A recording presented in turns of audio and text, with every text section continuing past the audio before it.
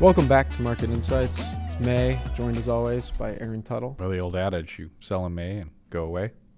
I actually forgot to put in slides about that. It's probably our first May. We've been doing this a long time where we have not brought up that topic, but off memory, and I did see some technicians, it has not been working. It was one of those things that stopped working about 10 years ago, and the hit rate is a lot further down. So Chris is doing a CFA podcast after this. So if you haven't subscribed yet, make sure you hit that subscribe button because that'll probably be on our channel. And you don't want to miss that, especially the explanation of vol washing if it makes it into that podcast. If you like this, hit that like button and please share it with your friends. Let's look at an S&P 500 chart. It's been a while since we've looked at this. And this just goes back a year. So it's just the S&P 500, a couple overlays, going back to really not the tariff low of last year, but we've had a great rally.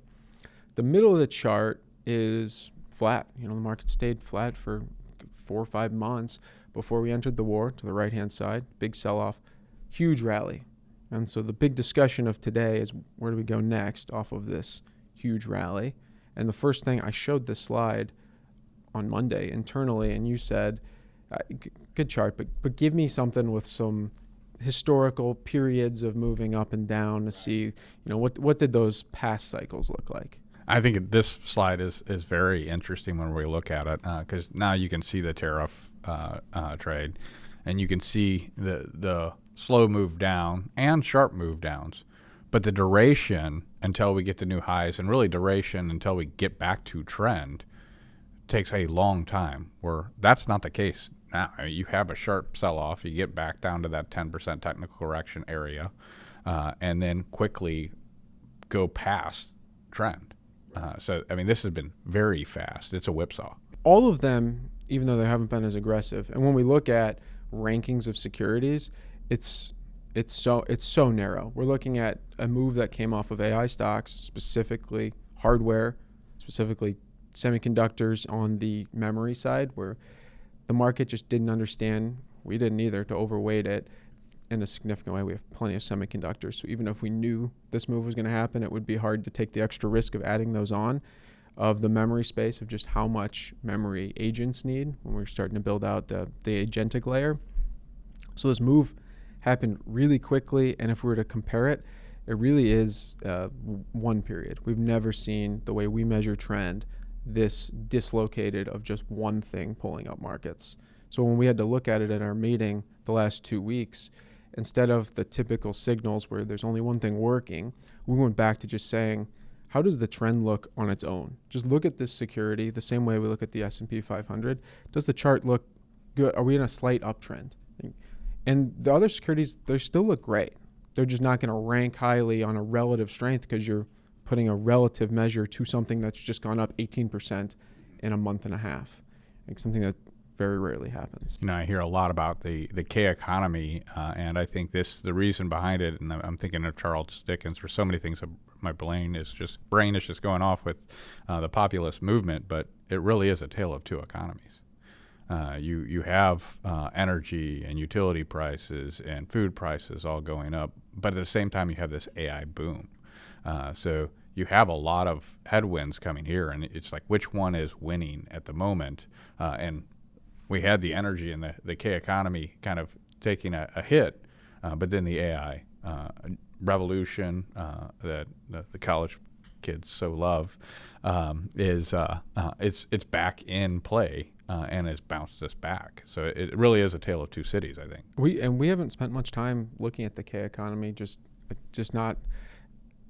Probably because when you turn on TV, it's all they're talking about on CNBC. So just didn't want to hit that nonstop. But it's really we pulled a chart to show wage growth versus the spending growth, and the wage growth that's outpacing the spending growth is only happening for the higher income. The lower incomes, wage growth are much lower, and they're having a hard time keeping up. Right. You have utility prices going up because of AI. You have energy prices going up. You have food prices going up on people that don't have a lot of discretionary. And then you just saw that print where wage growth was below inflation.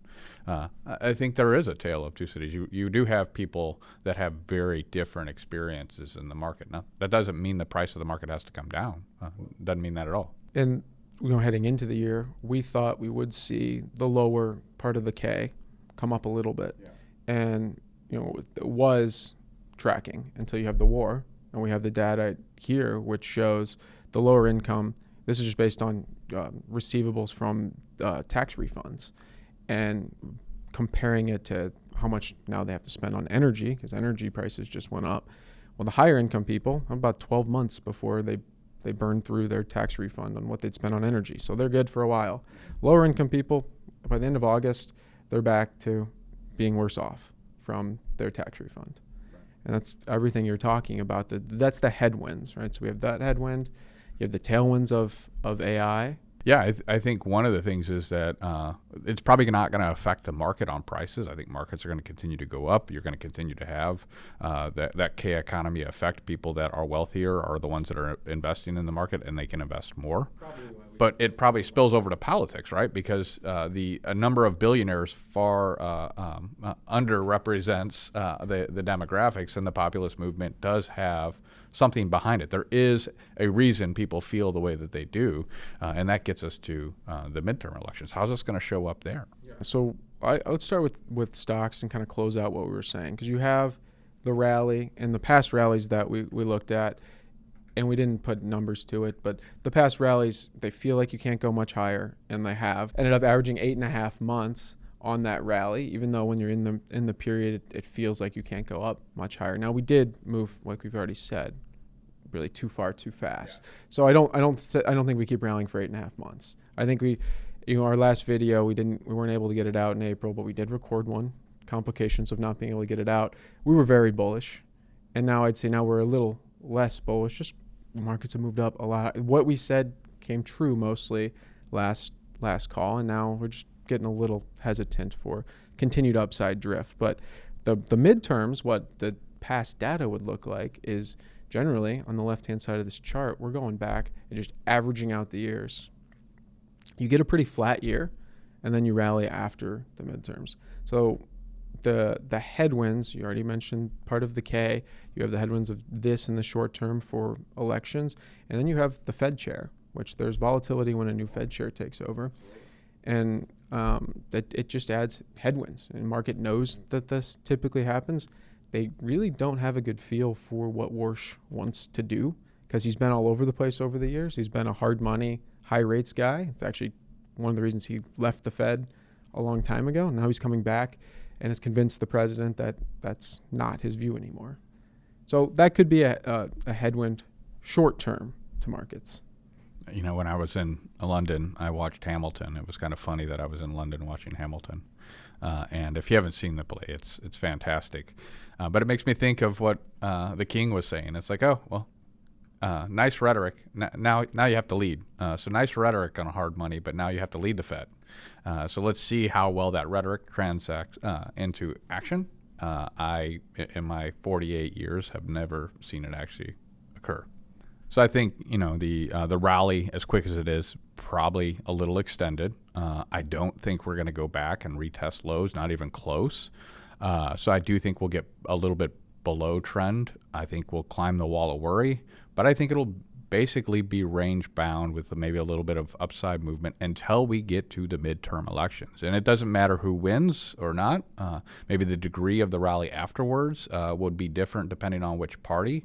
But I think we're going to be fairly range bound until we get to the election. Some of this uncertainty come out. We start to see the Fed. So that's where I'm looking is the next. And back to the questions that we're having on the politics of K economy, is if we look right now, I think the House is likely to, by a large prediction, win the House, may even pick up the Senate. Now you have a lame duck president, which is probably what's going to move us past. But what are you guys seeing whenever your guys are looking at the political implications? It might be one of the elections where this is the time we don't care the most. And the reason is if the Republicans start to do well as the incumbents, there's a reason for that. Whether it is the K picks up, the economy's doing well, stocks are doing well, maybe that's a backdrop to hold off some of the predictions of some blue sweep.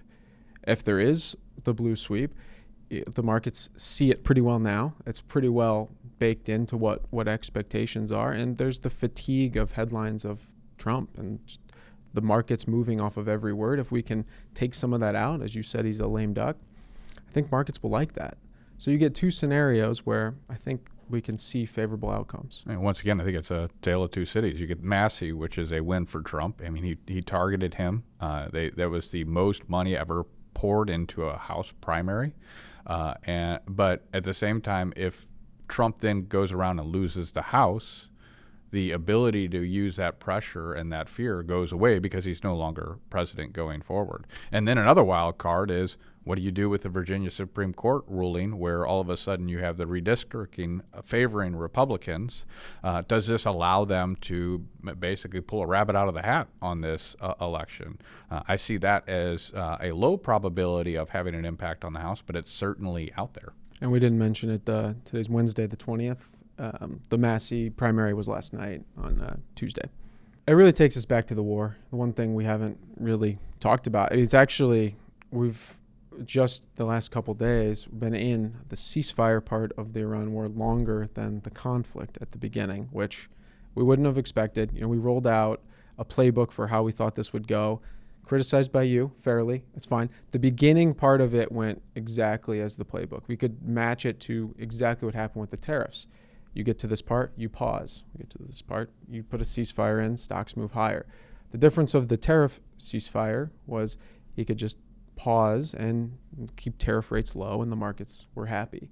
This time, the longer the pause and the blockade goes, you actually have problems from oil prices, which have upside drift, where it seems like they go up 2-3% a day, have a 5% pullback, but that's 2 steps forward, 1 step back for oil, which is bad for everything else.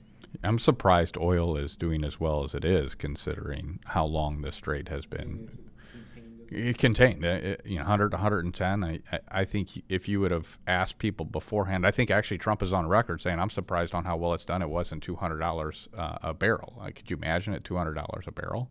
I wonder. I know there's sanctions that have been removed on Russia. There's the Venezuela component, just like and the shale revolution. But I think we're at 140 in 2008. So that's nominal dollars, and we're only at 110 with a straight close. I mean, that's pretty. When we've said historically that the market for long periods of time is okay in the high 80s, low 90s, will be perfectly fine. Sure. Once you start getting to where we are now, over 100, everyone gets a little squirmish, and markets are struggling a little bit. But so far, the memory chip trade has pushed higher, even on those energy days, and that's what actually flipped. A month ago, oil was up. It was a certainty markets were going down. Now we're seeing that correlation break where there's oil up days and stock market still moves higher. One of the correlations that we scratched our head at first was the oil up, gold down trade. And it's been kind of eye-opening to see what was likely the driver on that, and then the hopefully eventual reversal in the price of energy and the likely ascent of gold. Do we talk about that a little bit? That's been the main thing we've gotten wrong.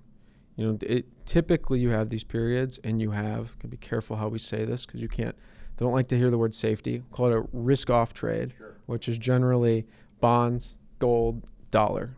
But this time, with oil spiking so much, and gold has never been at a higher point of reserves for countries and central banks across the world, hindsight is really obvious. It's the rainy day fund. It's raining. They're going to sell their gold so that they can finance oil, whatever they need to do. And that's exactly what happened. So gold has been struggling short-term. So our short-term strategies never had it. Our long-term strategies, where we have the view that gold drifts higher significantly, why we wouldn't put out. I was actually just at a conference the other day, and they talked about they had a $5,000 gold price 2 years ago when gold was in the 2000s, and they said, why 5,000? Because if we said 10,000, we wouldn't be called on TV. They'd think we were too crazy. So it's just their view is gold goes higher. Ours is the same, drifts higher. It's hard to put a target on it. But it's been wrong for those reasons that you just referenced.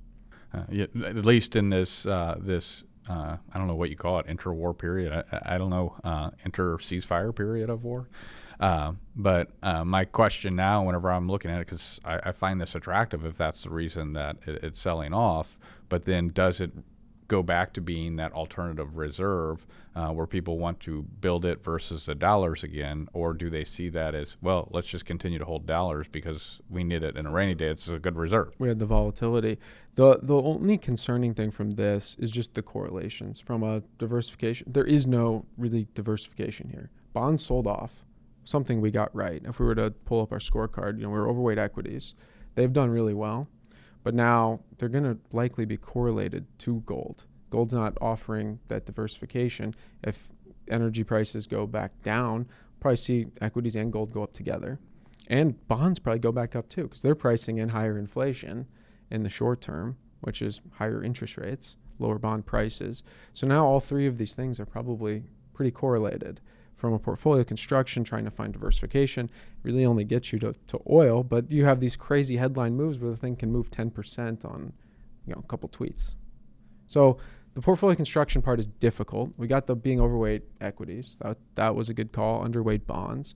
Missed the gold trade.